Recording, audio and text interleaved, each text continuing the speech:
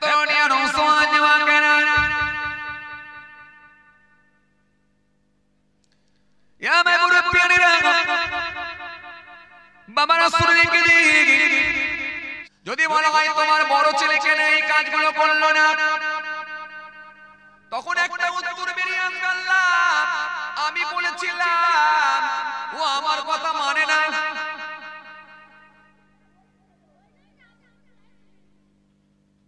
আল্লাহ আমার কথা নেয় না, আবার কথা মানে না, আবার কথাও শোনে না।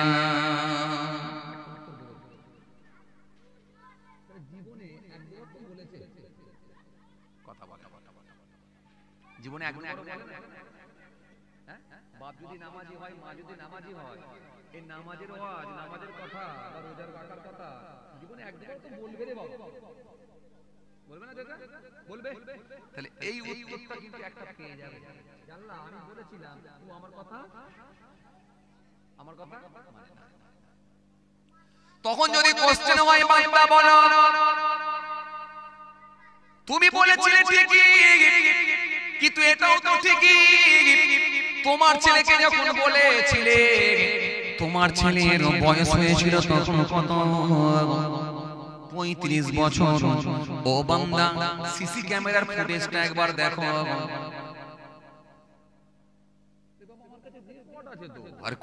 আমি তো উইদাউট রেফারেন্স ছাড়া, উইদাউট রেকর্ড ছাড়া তো কোনো কথা বলছি না।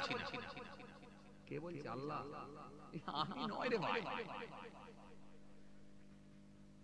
ও বান্দা সিসি ক্যামেরা ফুটেজটা একবার দেখো। কেন বান্দা যা কিছু করছে, বান্দা যা কিছু করছে, যা কিছু বলছে সব রেকর্ড করছেন কে? আল্লাহ। আর রেকর্ড করার জন্য পাঠিয়েছেন কজন ফেরেশতা? 2 জন ফেরেশতা। একদিকের ফেরেশতার নাম কি? আর একদিকের ফেরেশতার নাম কি? কাতিবিন। ও বান্দা দেখো, এটা তো তোমার নেকের খাতা, ভিডিও ফুটেজ দেখো, সিসি ক্যামেরা দেখো। আর এটা তো তোমার গুনার খাতা, ভিডিও ক্যামেরা দেখো, সিসি ফুটেজ দেখো, ক্যামেরা দেখো, একবার দেখো। দেখো সেদিনে বান্দা পালাবার কোনো জায়গা পাওয়া যাবে না। এজন্য প্রথমে আপনাদের বলেছিলাম, আমার নবী জানিয়ে দিয়েছেন কাউকে যদি আল্লাহ হিসাব নেয় সে বান্দাটা নিশ্চিতভাবে ধ্বংস হয়ে যাবে। এই হাদিসটা আমি প্রথমে পড়ে দিয়েছি। ও বান্দা একবার দেখো, খাতা দেখো, তুমি তোমার বড় ছেলেকে যেদিনে নামাজ পড়তে বলেছিলে, বড় ছেলের বয়স ছিল 35 বছর। 35 বছরের ছেলেকে যদি নামাজের তালিম দেওয়া হয়, সে কি আর তোমার কথা নেবে? সে তো আউট অফ কন্ট্রোলের বাইরে চলে গেছে। সুতরাং তোমার ক্ষমতার কাজ করবে না। তোমার বড় ছেলের বয়স হয়েছিল 35 বছর, ওজন হয়েছিল 72 কিলো।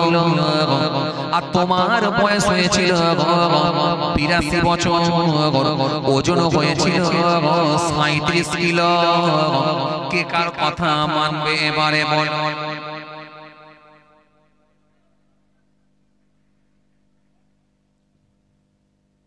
মুরব্বীরা কথা বলেননি কেন? আপনারা ছেলে পুলে আছে তো সব বুঝতে পারছেন।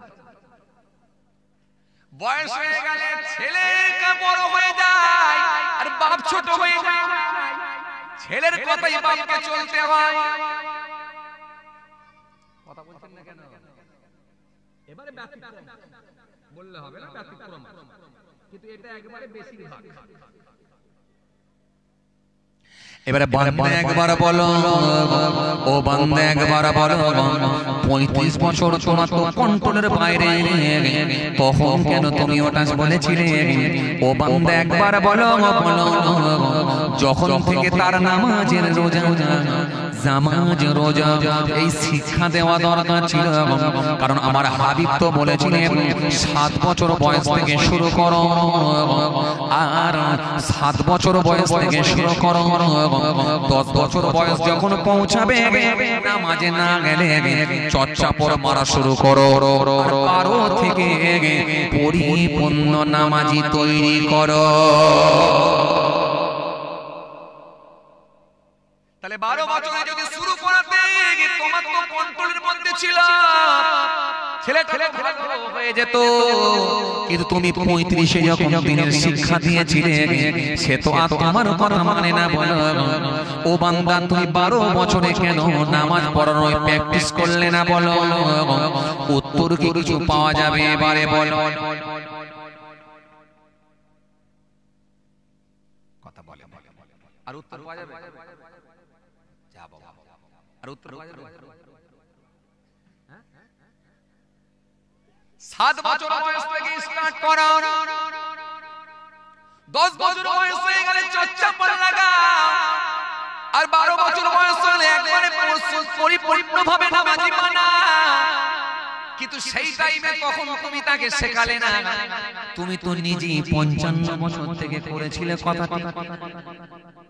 তুমি নিজেই যখন করো না, আর তোমার ছেলে কেমন করে নামাজি বানাবে? এটা কোনো দিনই তো হতে পারে না, পালানোর কোনো জায়গা।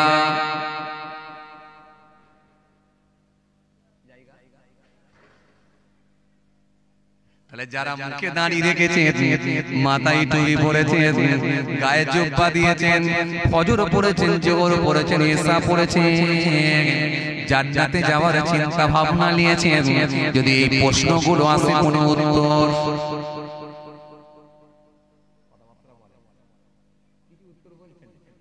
এটা নামাজিদের চলছে, দাড়িওয়ালা চলছে, এখন দাড়ি কাটা ধরিনি, এখন বেনামাজি ধরিনি, এই শুধু দাড়িওয়ালা টুপিওয়ালা গুলোকে ধরেছি, রোজাদার গুলোকে ধরেছি, তাদের হাল কি হচ্ছে? কথা বলে না, কথা বলছেন না কেন? উত্তর পাওয়া যাবে? বলছি উত্তর পাওয়া যাবে? চলো বান্দা এবার একটুখানি দেখি। তুমি তো বললে অনেক নামাজ পড়েছি, তুমি তো বললে অনেক রোজা রেখেছি, তুমি তো বললে দান করেছি, তুমি তো বললে জিকির করেছি। চলো তোমার ইবাদতের খাতাগুলো একটু খতিয়ে দেখি, চলো নামাজের খাতাটা একটু বার করি। যদি নামাজের খাতাটা বের করা হয়, দেখা যাচ্ছে বান্দার ফরজ ছেড়ে গেছে, বান্দার ওয়াজিব ছেড়ে গেছে, বান্দার নামাজ ভঙ্গের কারণ মিলে গেছে, বান্দার ভেতরে নামাজের ফরজগুলো ছেড়ে গেছে। এখন ইবাদত যদি খতিয়ে দেখা হয়, 100% বান্দা ধরা খাবে। কেন 55 বছর বয়স থেকে যদি নামাজ শুরু করা হয়, নামাজের বিধান শেখা সম্ভব নয়। নামাজের বিধান শেখা সম্ভব নয় যদি 55 থেকে শুরু করা হয়, নামাজের মাসলা আর শেখা সম্ভব নয়। এজন্য রাসূল করিম সাল্লাল্লাহু আলাইহি ওয়াসাল্লাম বললেন, সাল্লু কামা রাআইতুমুনি উসাল্লি, যেমন তোমরা আমাকে নামাজ পড়তে দেখো তেমন তোমরা নামাজ পড়ো। আবার সুবহানাল্লাহ বলবেন কি না বলবেন সেটা আপনারা, যদি মনে হয় সুবহানাল্লাহ বললে লস আছে দেবেন না, আর যদি মনে হয় নেকি আছে তাহলে দেবেন। আমি কিন্তু জোরে বলো আর বলবো আপনাদের ব্যাপার। এই জন্য নবী আমার সতর্ক করে বললেন, সাল্লু কামা রাআইতুমুনি উসাল্লি, যেমন আমাকে নামাজ পড়তে দেখো তেমন তোমরা নামাজ পড়ো, তেমন তোমরা নামাজ পড়ো। ইন্নাস সালাতা তানহা আনিল ফাহশাই ওয়াল মুনকার, নিশ্চয় নামাজ সমস্ত রকমের খারাপ কাজ থেকে মানুষকে দূরে রাখবে। এই জন্য বাবাজি আমার ভাইরা, আসসালাতু ইমাদুদ্দিন মান আকামা ফাকাদ আকামাদ্দিন ওয়া মান তারাকাহা ফাকাদ হাদামাদ্দিন। নামাজ হলো ধর্মের খুঁটি, নামাজ হলো দ্বীনের খুঁটি। যে নামাজ কায়েম করলো দ্বীন কায়েম করলো, যে নামাজ ছেড়ে দিল দ্বীনকে ধ্বংস করলো, দ্বীনকে খতম করলো, দ্বীনকে শেষ করলো। আল্লাহ কোরআনে কারীমের মধ্যে বললেন ইন তানসুরুল্লাহা ইয়ানসুরকুম ওয়া ইউসাব্বিত আকদামাকুম। যে ব্যক্তি আমার দ্বীনকে সাহায্য করবে আমি আল্লাহ কথা দিচ্ছি আমিও তাকে সাহায্য করব। আমার সাহায্যটা কেমন সাহায্য? খাজা গরিবে নওয়াজকে পাথর তুলেছিল, এই ওয়াস্ত তোমাদের জানা আছে। বলো খাজা গরিবে নওয়াজকে জাদুকর পাথর তুলে বলল মেরে ফেলবো। আর খাজা গরিবে নওয়াজ আমার কাছে দোয়া করে আগুনের ইশারা দিয়ে বলল ওখানে ঝুলিয়ে রাখবো। বন্ধু একবার হিসাব করে বলো এটা কি আমার সাহায্য নয়? জাদুকর আমার খাজা গরিবে নওয়াজের কাছে পেরে উঠতে পারে না, এটা কি আমার সাহায্য নয়? ও বাবা একবার বলো, ও বাবা একবার বলো মুসা কালিমুল্লাহকে মেরে ফেলবে কে? ফেরাউন। মিশরের জমিনে একটা দুটো তিনটে নয়, মিশরের জমিনে 40,000 বাচ্চাকে হত্যা করেছিল মুসা কালিমুল্লাহকে মারার জন্য।